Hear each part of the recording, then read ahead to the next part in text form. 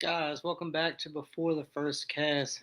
Happy Friday to everyone. I really hope all the fathers out there had a great Father's Day. Guys, I have a great video for you guys today. Yes, it's just myself.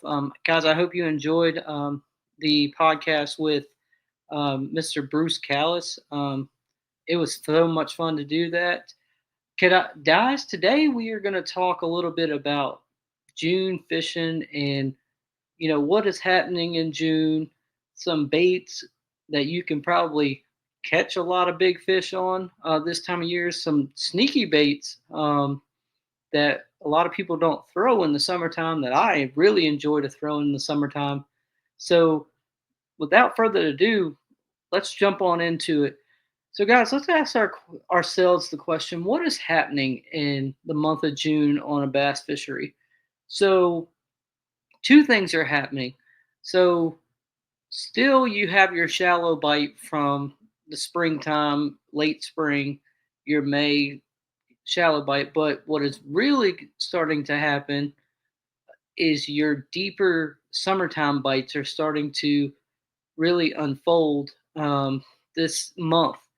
What I like about June is you can catch fish pretty much in any, whether you like to fish deep, whether you like to fish shallow, you still can catch fish in both depths. So today, I also want to bring some baits that you can be successful in both depth ranges as well.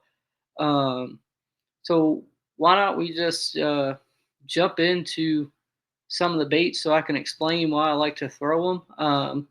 Because some are really interesting and some are just pretty self-explanatory. So my main and number one go-to is a wobblehead. So, why do you think you go to a wobblehead this time of year? I ask myself that too sometimes, like why it works so well. And, you know, most of the time I'm fishing out of the back of the boat. So, a wobblehead just seems to get bit when other people aren't throwing. And everybody asks, what is a wobblehead? So, a wobblehead literally is a weight, it a hook attached to the weight. So what happens is, let me put on a bait that I like to use for a wobblehead that's kind of sneaky, kind of not. Um, I do have another bait that I like to throw, but this is the Ultra Vibe Speed Crawl. It works just as good. Um, but I also love to throw the Adrenaline Crawl. So here's how you're gonna rig it. So we have our we have our bait. So we're gonna Texas rig it. So I like to just come out a little bit at a time, poke it through about quarter inch, something to, and it's on an extra wide gap hook. So make sure you get your hook all the way up, get your bait all the way up there, keep going, makes it past the keeper thing. And what I like to do is I like to, and come on guys, I know this part is the hardest part for me to get straight. You really want that bait straight. Hold on a second. If I can do this without sticking myself. There we go. So what happens is, see, this bait is weedless, and what's going to happen is these, well, still not completely straight. That's the beauty of being able to rig it the way I like it. Anyway, so there you go. That kind of does the trick. So what happens is you throw it out there, and you're literally, well, if I can get these feet apart, what will happen is this will fall to the ground. So it'll come straight down, fall to the ground, and really all you do to retrieve it is you want to pick it up off the bottom and have a slow retrieve, like a crankbait or something like that. What happens is as you're retrieving it, this weight is bumping on the rocks, broken anything cover wise on the bottom of the lake as you're bringing it through. And once you hit something, that will cause this bait to turn or wobble, and fish cannot stand that. They they just eat this thing. Don't know why, but to be honest with you, I've been super successful catching big fish on this bait. Um, I guess it's just a reaction strike like a normal crankbait, but I love the wobblehead. And if you're not throwing the wobblehead, you are missing out. Um, I don't know what else to tell you guys. I've caught a lot of big fish on a wobblehead. Next, who does not like topwater? I'm gonna be honest with you. I enjoy a topwater bite. I don't know if it's because it's a visual thing for me or I just love seeing a bass just destroy something. Um, and it gets your adrenaline going when you see that boil and that blow up, and that's why you miss a lot of topwater fish because you're so anxious and excited to set the hook, and yeah, you miss fish, but that's okay. That's fishing. That's not catching. So my go-to this time of year is a frog. Um, I throw two different types of frogs. I throw a white frog for those days where they won't eat a black frog.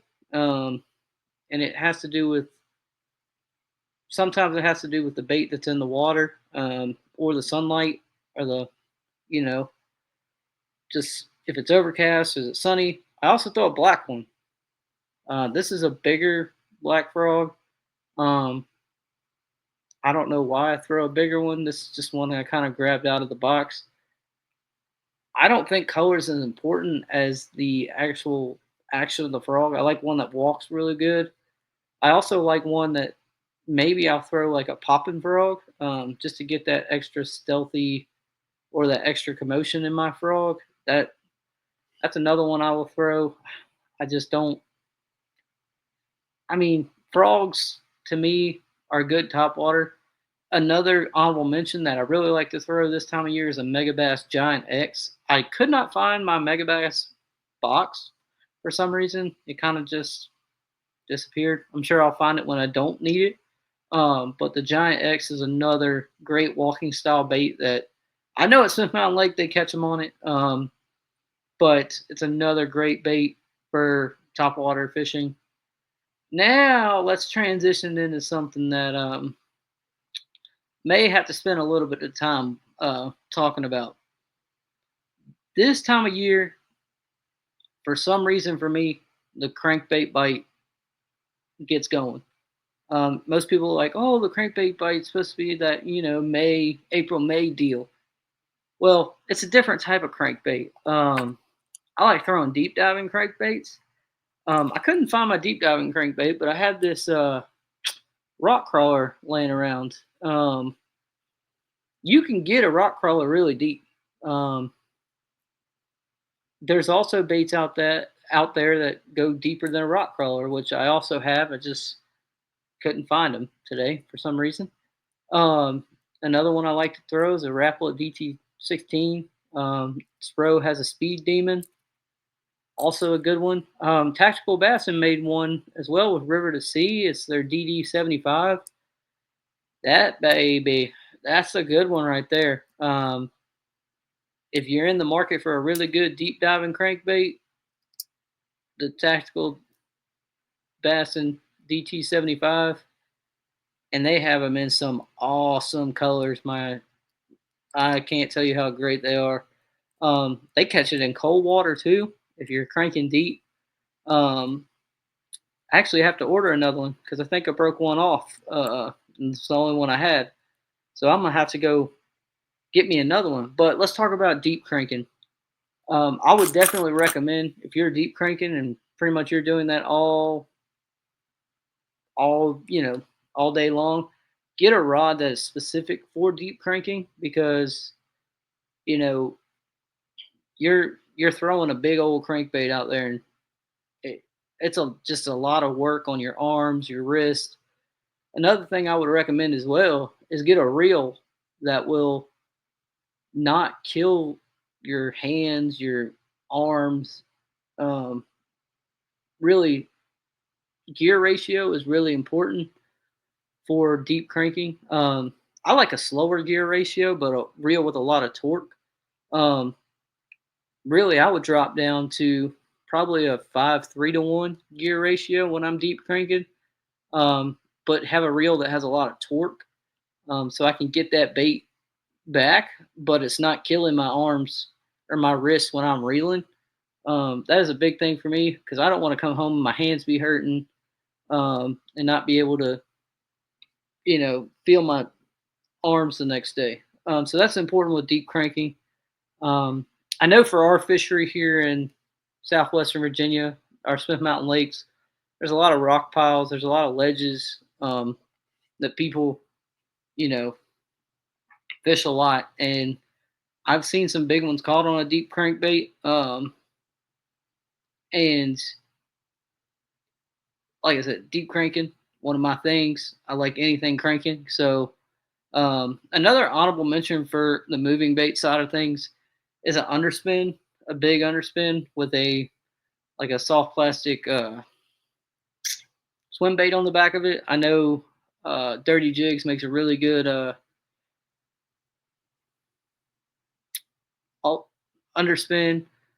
You pair that up with like a Kitech, or you pair that up with any swim bait you like. I mean, the Swammer from X Zone, I know that's a good one because you want a swim bait that has some kick to it, and most of your paddle tails have a kick to it. Um, so yeah, that's an honorable mention for you guys to go try. My final bait kind of gets the bottom of the water column for me. It's my go-to, my favorite thing to fish any time of the year. That is a good old, good old shaky head. You cannot beat a shaky head. And people are going to ask me, what kind of shaky head is this? This is the Picasso Rhino head. Aaron Martins made this for Picasso. Um, I have just found out it is really good. It stands up good in the water as well. Um, you can also get a really good hook set because it's not a screw lock. It's got a bait keeper up here. I don't know if you can see it, that holds your bait really well. Um, it's just been my tried and true shaky head for a while now. I actually bought them in bulk because I liked them so much. Um, and let's talk about what I put on the back of this thing. Um, I'm gonna give a huge shout out to Missile Baits here. Um, those boys know what people around here definitely like. The magic worm for me is my go-to, whether really anywhere. Um, I really like to keep it simple with the colors when it comes to fishing worms and stuff. So for me, what I've had the most success on with a shaky head, there's three baits or three colors that I use a lot. I will use their green pumpkin money color, which really is, it's more of like I don't even know kind of color. It's like a copper gold color with it's a green pumpkin with like a gold. I don't know if you can see it, gold beam going through it. Clear water. This thing is money. I mean, with its name, money. My next color that I got to keep on the hush hush a little bit because of my guys here locally. Um, and they actually it's not a hush hush color because everybody knows about it. But especially when they're getting real finicky, you got to throw some colors at them they ain't never seen. Look at this. This is called. Oh, we'll get that out of there. Know what that was. This is called Watermelon Violet. This is a clear water killer.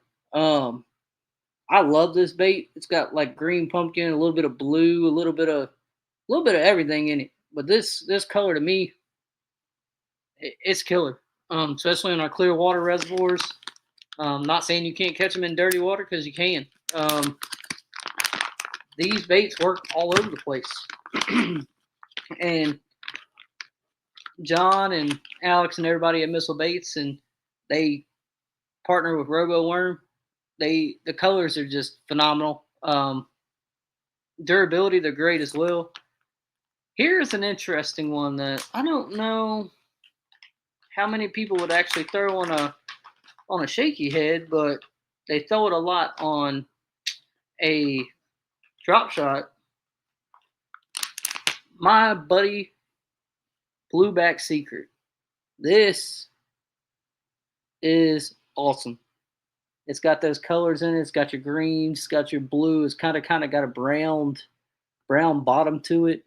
This right here, my friends, is the moneymaker. I have caught so many big fish on this, and I can't believe I'm giving you guys my juice for my shaky heads. But this, if you don't have a pack of Blueback Secret from Missile Baits, and you live on a clear water reservoir or has clear water in it, you need to go get some. Plug to Missile Baits. Go order you some right now. Um, this is a lot of their popular colors, and I will give an honorable mention as well. If you don't want to throw those colors, I mean, they have so many different colors in their lineup that you could choose from anything. Um, I would give you John's Juice is another good one in the summertime. I believe it's called Missile Morning is another good one. Guys, they're doing something over there at Missile Baits with their baits. I mean, I love them. A lot of the stuff I throw comes from there. I give a huge shout out to Missile Baits. I know they sponsor the basscast.com, so we really appreciate them as well. But guys, go get some of their magic worms. They have them in the 6 inch. I believe they have them in the 4 inch as well. Any of Missile Baits over there that you can find are great baits. So please run over there and get some for them. Support our local guys here in Virginia. Um, but guys, that is my top 4 June baits for catching mega bass this time of year. If you guys like this kind of content, please like, subscribe, comment. Also, guys, share all these posts that you get from these from the basscast.com, whether it be my podcast, whether it be um, Brian's podcast he does as well, even the Bass Vault. Go share all this stuff, guys. Um, we also had the newsletter that just came out a couple days ago. Please go share that as well. We just keep you guys up to date on local tournament fishing, baits this time of year. I even had a buyer's guide in our last newsletter. So if you want to go know what guys that like to bass fish buy for themselves or their significant other can buy for them, our last newsletter that came out on the 15th has that. So go email and subscribe to it. But guys, from now, enjoy your weekend. Enjoy your Friday. The weather's going to starting to get hot. Go out there and try to catch some bass, but be safe as well. Stay hydrated. Wear your life jacket. And guys, we'll catch y'all on the next one.